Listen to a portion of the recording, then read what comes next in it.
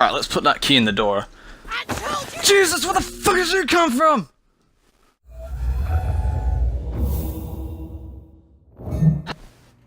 Yo, what is up guys, it's Tyrannic Swine here, and welcome to another game review. Now I know it's been a bit of a while since my last game review, but I really wanted to concentrate on this game. And this time I am reviewing Resident Evil 7 Biohazard, a first-person survival horror game, and is pretty much the 7th main installment in the Resident Evil franchise published by Capcom. And this was a pretty intense game, since usually these past few years of the Resident Evil games, they've been going mainly downhill, but Resident Evil 7 changes all that. Now, the story of Resident Evil 7 is that it is set in the year 2017. You play as a guy named Ethan Winters who finds a video of his missing wife, Mia, who has been missing for the past 3 years. Seeing that there is a possibility that she is alive, Ethan sets out to find her. But in doing so, he gets caught up in a lot of trouble with a family called the Bakers. And these aren't your normal family, as these guys have some pretty strange powers. And of course, Ethan has to survive as long as he can while trying to find his wife Mia and basically solve what the hell is going on in this family. Now, I really did enjoy the way the story went in Resident Evil 7. It's like, there's a massive area that you had to explore, which was the baker's house. Then it would move to a few different sections near the end of the game. But it was really interesting finding out what the hell was going on, since this wasn't your usual sort of situation in the Resident Evil franchise, which usually you're just going up against a bunch of zombies and then trying to destroy them all. This is much more different. You're basically fighting for your life with whatever gear you have. And this game was really intense, and it was quite scary at times. Yes, there were a lot of jump scares. Some were predictable, but most weren't. And yes, they did get me quite a good amount of times, because this game, the first hour of the game was pretty much the most scary part of it. Once you got a weapon, it started to sort of feel less scary, but you had very limited resources to use, so of course the enemies in the game would be quite difficult to fight, especially the Baker family themselves, since they have pretty much zombie-like powers, with a few new additions. Now, the story did go along at a decent pace, but then there was a point where, in the game, near to the end, where you go to a different area, where you escape from the baker's house and you would go to a ship. This part of the section of the game, even though you technically play another character, where you play as Mia, it sort of slows down the pacing of the game, as it gets a little bit, as you have to keep retracing your steps back and forth in the ship section, and it didn't feel quite so well done compared to the rest of the game. But once you get off the ship and you replay as Ethan again, it starts to pick back up again. But there's also another thing, which is where at some point in the game, near the end, you do have to make a choice. And honestly, it wasn't all that decent, since the differences in the endings is very, very small. There's only probably 2 different things, and that's it. It felt kind of pointless having 2 different endings, really, since there's technically a good and there's a bad ending. But yeah. But to be honest, I think the story of Resident Evil 7 was done decently. I mean, yes, it did slow down at a point in time, but it was done fairly decently. Now let's talk a bit about the characters. Now, obviously there's Ethan himself, but compared to most main protagonists of horror games, he does particularly well. But his expressions could have been done a little bit better, since at some point he gets his hand sawed off, and yet his reaction is pretty minuscule compared to how many other people would react in real life. He just sees it as like something like, oh, my hand's just been cut off. He acts very monotone about the fact that his hand gets cut off. But other than that, he was fairly okay as a character, since he seems very assertive and seems to know, seems to take a hold of the situation pretty damn well. Then you have the Baker's family. Now the Baker's family was very interesting for characters. They were terrifying, so these are people you don't want to freaking mess with, as they would do horrible things to you, but they were just quite interesting as villains, as you find out later on in the game that they're not really as bad as you think they are. They're more victims than the cause of the problem.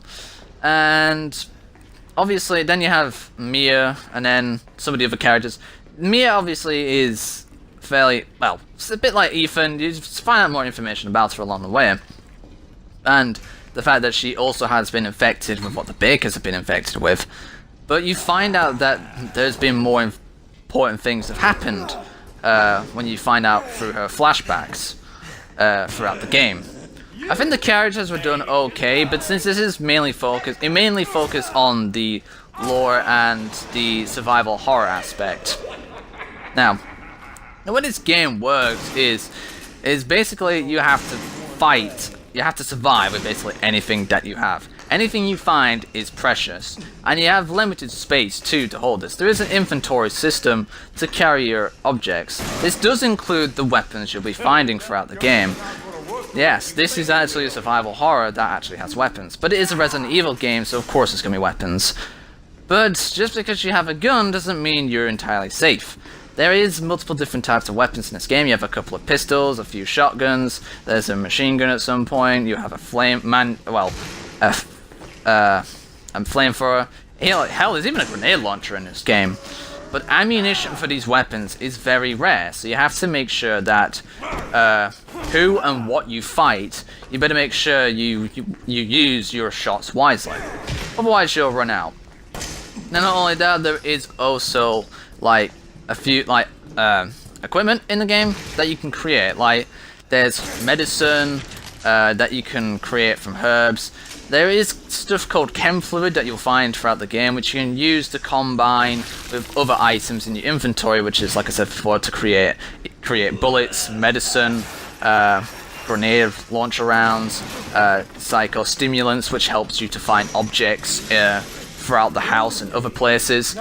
It's done particularly well, but there is also a few other things, like there's even separating agents, so in case you made something you didn't want to make, you can separate it with the separating agent. Now, I did actually like the combat throughout the game. The running is very like just a quick jog. It's like it's not even running. So it's not very easy to get away from some of your opponents since they can be faster than you, like Jack for example. You can also upgrade yourself throughout the game, just not very much. You can either like get some steroids, which increases your max health, or stabilizers, which does help you aim more easily. And you can get hit a certain amount of times. Like to begin with, you can only get like hit probably 2 or 3 times. The game can be quite difficult at times too, depending on the situation and what enemies and how much ammunition you have. It's best to always stock up on your equipment and to make sure you always know how much ammunition you have when you're fighting your enemies. So if you want to survive, you better make sure you have all the equipment and items that you need. Now, it isn't just the Baker's family that you have to worry about in this game. There is also killable enemies in this game, which are called the Molded. Now, these guys are pretty much sort of your zombies of the game, since they can be killed, but these guys can be quite difficult to take care of, especially depending on the weapon that you use. At different times, depending on your weapons, these guys can be difficult to fight, and there is even a few different variations of them. You have like your normal Molded, then there's like a Molded that has like a larger arm thing, which is like a bit of a shield, and then you have the 4-legged Molded, which are like the quicker versions of them, but they're very weak, so if you get a headshot on them, they're pretty much done for. And then you have like the Spitters or something. I'm not entirely sure what the big guys who spit acid at you, his proper name is, but them guys, you want to make sure you have a good amount of ammunition either in your shotgun or your grenade launcher, or for if you have a good amount of remote bombs, which is pretty much your best bet at killing those things, since they are quite difficult to take care of. But the AI is, at times, it's okay, but there are some times where it's a bit iffy. Like, there was one time where I saw a four-legged molded spawn right in front of me, but got trapped in the doorway, which was pretty funny.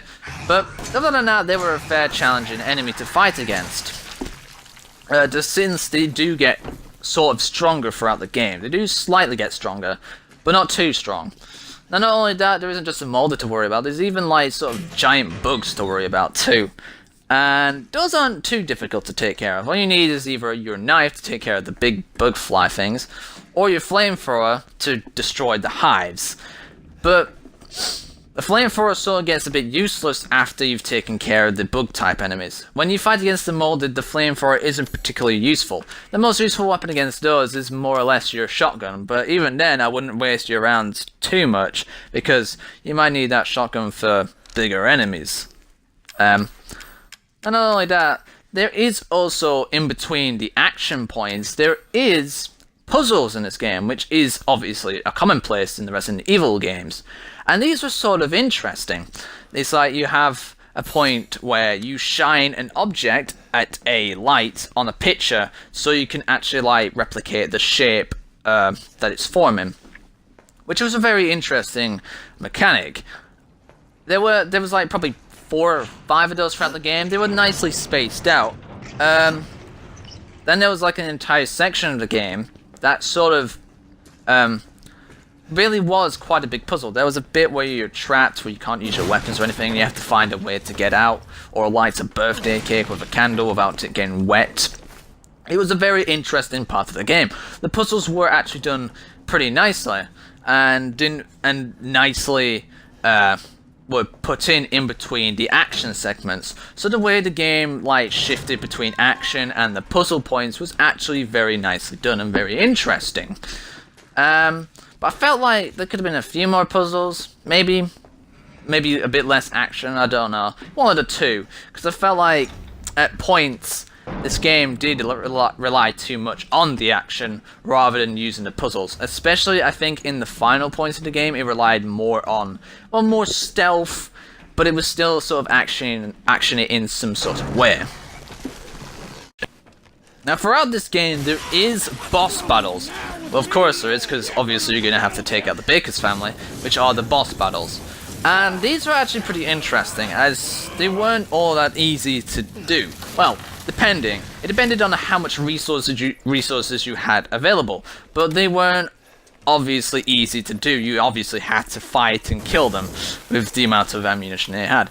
They were quite challenging at times. There was about 4 of them throughout the game. 1 for pretty much each Baker's family member, apart from 1 who somehow escaped. But each of them was challenged in their own way. You had to defeat the enemy a different sort of way compared to the last one.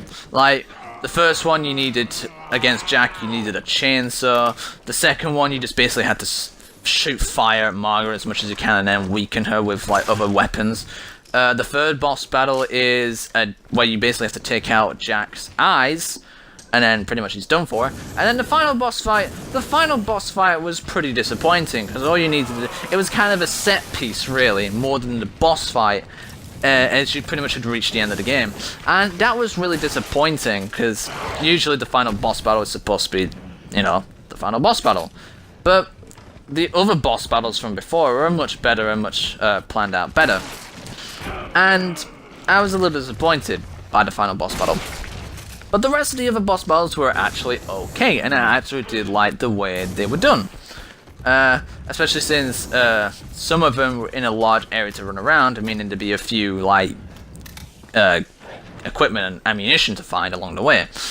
But it's always best to stock up before going into these boss battles, otherwise you're screwed. Because these guys do pack a punch, and they will come at you with everything they have. So it's always best to be prepared and always make sure that the right weapons you pick are right for the job. Now, the other thing I want to say is the way the level is designed. Now, this is a bit of an explorative type game, as over time you unlock certain more areas of the house, and since you need to find objects to unlock those areas, like a crow, scorpion, and a snake keys. It's quite a big area is the Baker's family house, as since it's an estate in some case. But other than that, you also move to an abandoned ship at some point. It looked pretty cool, but it's sort of dragged on really, like I said, with the ship section. And then you return to the Baker's house. Well, no, you go to a salt mine, and then you go back to the Baker's house, which pretty much makes it come full circle. But other than that, I think the level designs were done quite well, as at certain points in time there is also traps as well set for you in the game, and it's always nice trying to avoid these. And when you get tricked by like a box that you think has ammunition in it and it just explodes in your face, it can be quite annoying. But it was very interesting how they designed each of the areas, and it was quite creepy at times the way the setting of the game was. It's like literally you just think anything will come out at you and kill you. This game was spooky. It was definitely very intense and frightening to move around at times. But the more I played the game, the less and less scared I got, really, because I was starting to, well, I pretty much had weapons to defend myself. Until you become Mia, then you're basically back to square one, where it becomes terrifying again, because you have no weapons, until you get weapons again. But I really did like the way the levels would, the world itself was designed, and the way it all looked, and it really did look very scary. And yeah, so they definitely got the scare factor done right. Now, a few last things. The length of this game is actually fair long, I think, for a survival horror, as I did the game on normal difficulty. Well, technically there's only two difficulties to begin with when you first begin the game, which is easy and normal. I went on normal, and it took me about 9 hours to complete this game. I think that's a good amount of time for the game. I think that's a good amount of, yeah, it's a good amount of time for the game, considering since you do have to backtrack quite a bit at times before you get onto the ship. Even before then, I did have to backtrack quite a bit at times.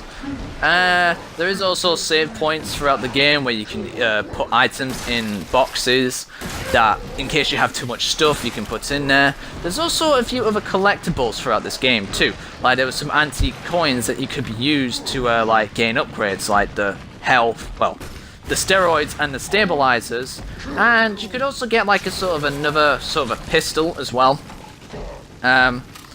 And of course you could put anything in the boxes as well. Like you could literally, as long as I think it was unlimited space. Yeah, there was also a few other sort of things, like there was these little bobblehead things. I didn't find them all. I found a few. That was pretty much it. There was also like treasure photos in the game where you have to look at a photo, and if you find a specific point in that location, you'd be able to get like a special item, which would be very useful. So yeah, this game does require you to explore a lot, much like in a lot of other games, like Bioshock and Dead Space, where you need to search around for as much gear as you can. And it's very worth it doing these sort of things, because trust me, you're going to need everything you can find to defeat your enemies. So yeah, I think overall Resident Evil 7 was done very, pretty much this is probably the first Resident Evil game I've ever played. I'll be doing Resident Evil 4 at some point, but this was a very interesting game since it moves away from the usual formula, which is the third-person aspect, which was mainly used. Now this is the first Resident Evil game that's in the first-person aspect, and I think this game did very well. It had a decent story. I mean, it kind of slowed down at some point, but it came back in during the end.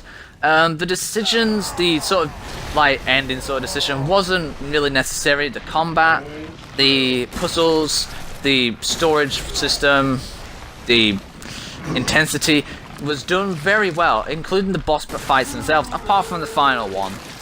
And then there's the fact that it's these sort of DLC that have come out pretty much straight away, like the Kill Ethan, the band footage, the Jack's 55th birthday sort of thing, bedroom DLC. I felt like these have come in very quickly and could have been put in the game as like some sort of extra like modes. Ethan, but other than that, I think Resident Evil 7 was a fairly well done game, and I'm gonna give it an 8.5. So, that is my review of Resident Evil 7 Biohazard. I'm hoping that maybe in the future there could be more sequels that could be like this, which would be very interesting, especially since the ending, well, the good ending, seems like there could be another possibility of more Resident Evil games like this, which would be very interesting. So, hope you guys have enjoyed this review. Leave a like down below, subscribe, and I shall see you guys in the next random video.